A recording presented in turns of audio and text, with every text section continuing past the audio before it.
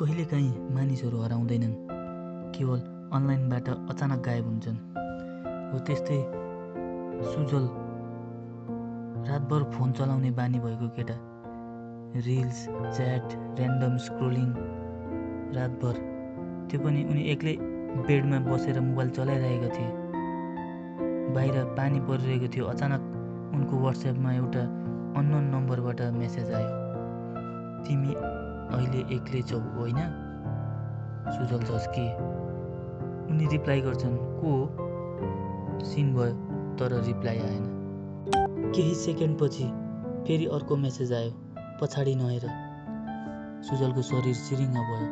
उनी डराएर बिस्तारै पछाडि फर्के, तर त्यहाँ कोही थिएन। उनी हल्का हाँसे, कसैले प्र्याङ्क गर्दैछ भनेर।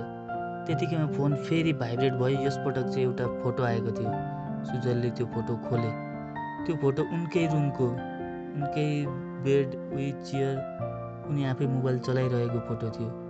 ला, यो फोटो कसले खिच्यो? किनकि रुममा उनी एक्लै थिए। उनको सास एकदम तीव्र गतिमा चल्न थाल्यो। त्यसपछि फेरि मेसेज आयो, अब ढोकातिर हेर। सुजल डराएर ढोकातिर हेर्छन्। ढोका बिस्तारै आफै खोल्न थाल्यो। बाहिर पुरा अन्धकार।